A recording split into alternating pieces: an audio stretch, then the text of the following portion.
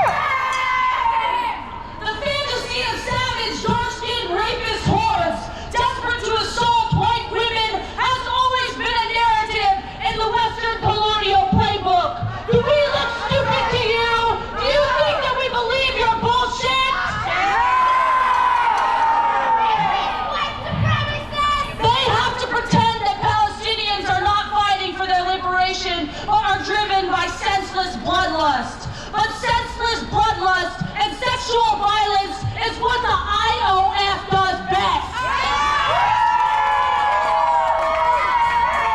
You will not find this truth on the pages of the New York Crimes. We're knocking at your doors, cowards. Fake news! You're not worth the ink in your pens. We know that it is Palestinian women who are facing and have continuously faced the most egregious forms of violence at the hands of the Zionist entity. As of December, 45,000 pregnant women in the Gaza Strip are at risk of anemia, bleeding, and death. Palestinian women are enduring C-sections without anesthesia. They're enduring forced sterilization and a lack of menstrual products. Shame! Where is the outrage from Western feminists? We hear your silence. We will remember your silence. Where's the outrage from the New York Crimes? Their sympathy extends only to the illegitimate Israeli government and their fantastical rape claims. Shame! Some of the most egregious forms of violence faced by Palestinian women are in the Israeli prison system. There are over 8,000 Palestinians in Israeli prisons. Free them all!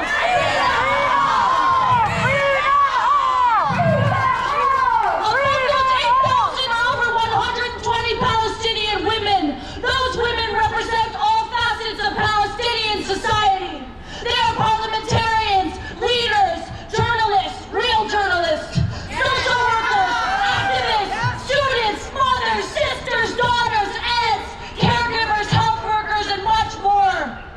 The majority of Palestinian women prisoners are subjected to psychological torture and ill treatment throughout the process of their arrest and detention, including various forms of sexualized violence.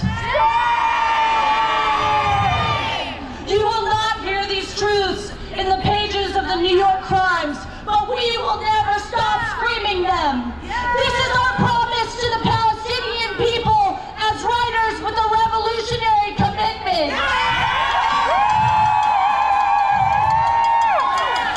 The struggle against racism and imperialism must be waged simultaneously with the struggle for women's liberation. When these struggles are not united under a revolutionary program, the feminist movement is just white supremacy and drag. Might be the women's movement for white equality or the women's arm of colonial genocide. We are told by racist rags like the New York Crimes that so-called Israel is a bastion for women's rights. They say that a high watermark of women's liberation is conscription into the most cowardly pig force on the face of the earth, the IOF. We fully reject this premise. The IOF and its female shock troops are the enemy of women's liberation, just like the New York Pink Department that locks up and brutalizes black women on our streets. We have learned how to identify our enemies. Every agent of white empire is our enemy. The New York Crimes and its libelous colonial lies about mass rape that slander the men of the Palestinian resistance and erase the sexual violence of Zionist settler colonialism is our enemy. Shame! Shame! Every word they print is venom. The white feminists like Catherine McKinnon, who are the architects of the feminist pretext for imperial war, are our enemies. May they disappear to the dustbin of history. Shame! Shame! Warhawk politicians in the halls of the U.S. government are our enemies. May they disappear to the dustbin of history. Shame! Shame! We reject their militarism and pinkwashing and replace it with the militant movement of the masses of colonized women. We stand here tonight not to beg for them to listen, but to remind them that their days are numbered. The days of American empire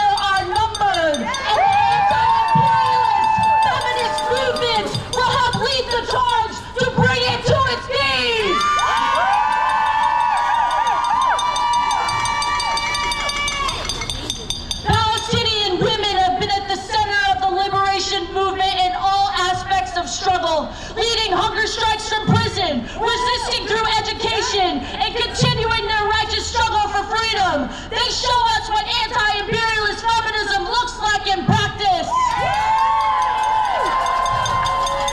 It looks like political prisoner who educates fellow women inmates under the noses of their Zionist pig guards. It looks like Tamimi, who fought back against an armed pig of the IOF for shooting and maiming her cousin. It looks like who expropriated an imperialist plane and flew it back to the homeland from which her people had been expelled. The women of the Palestinian resistance have taught us that to be a feminist is to be a freedom fighter. A freedom fighter does not call upon the paternalistic perfection of white patriarchy. Instead, she fights for her own liberation by leading the resistance against femicidal Zionism. A freedom fighter does not weaponize white tears to annihilate brown lives. Instead, she picks up her weapon and her pen and engages in militant struggle against white settler hegemony and writes her own stories for all of history to witness. A freedom fighter does not demand inclusion in the privileged class of a genocidal war machine. Instead, she joins forces with the colonized masses of the world to overthrow the entire imperialist order.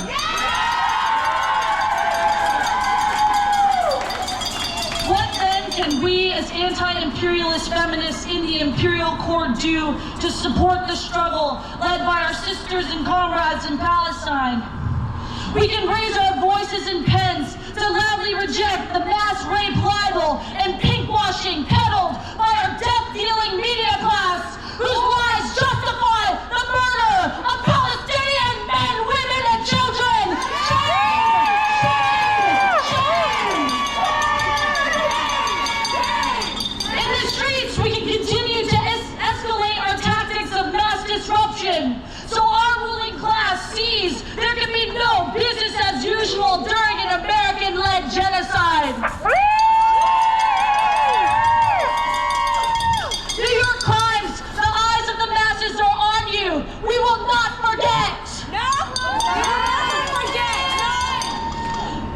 In every aspect of our lives, we declare our unequivocal support for the Palestinian national liberation struggle. The brave women and men fighting for freedom.